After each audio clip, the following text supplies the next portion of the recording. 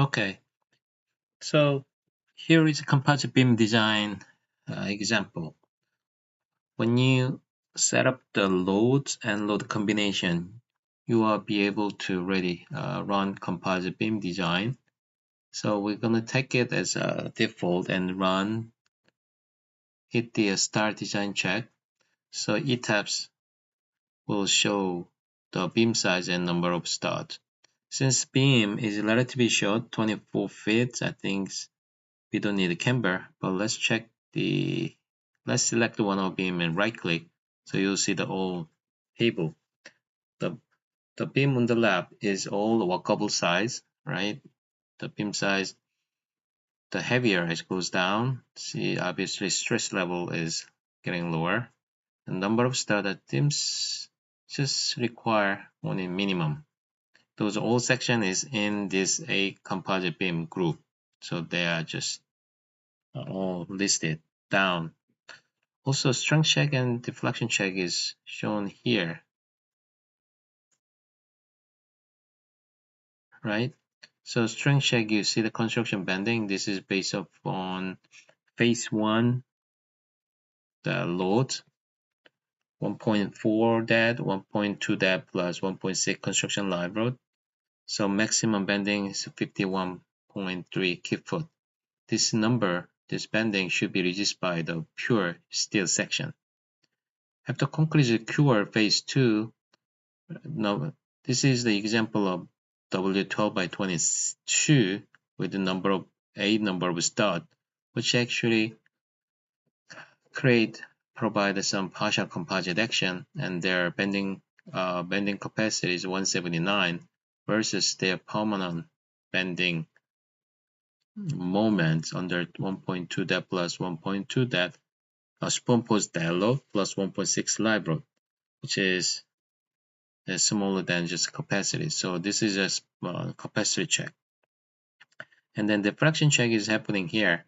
So you see that pre-composite deflection is just pure steel deflection based upon the width of concrete.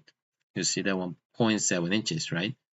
Post-composite dialogue deflection is based upon just composite beam, which is concrete slab and steel members. Those are composite like a T-section.